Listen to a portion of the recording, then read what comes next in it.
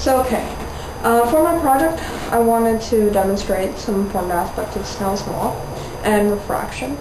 I wanted to demonstrate the way that the density of a fluid affects the path of the light beam traveling through it. To do that, I'm going to use a laser and a prism.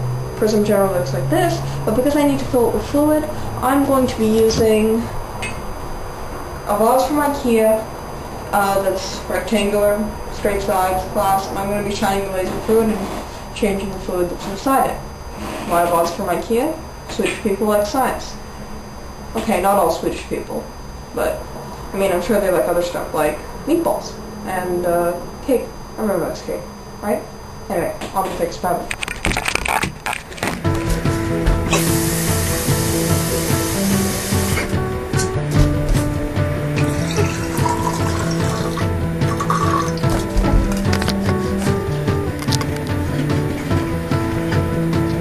Travels in a straight line.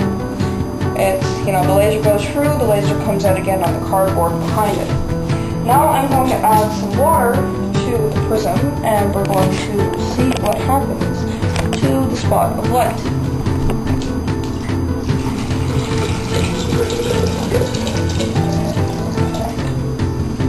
So now we can definitely see it over here. It has definitely moved.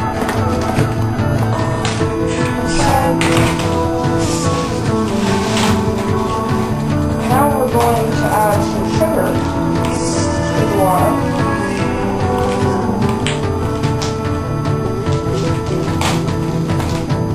In order to change its depth. So we should observe a slight movement to the right.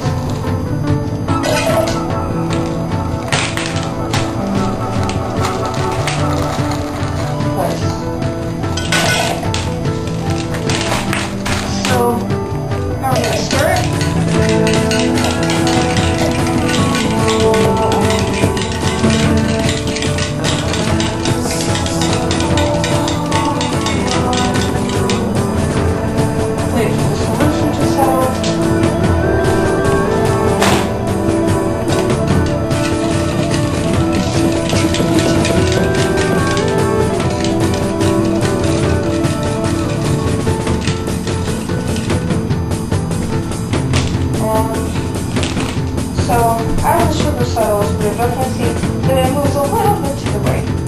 Water is a lot more dense than air is. Sugar water is only slightly less dense than water. If we were to use honey, the effect would be much more pronounced.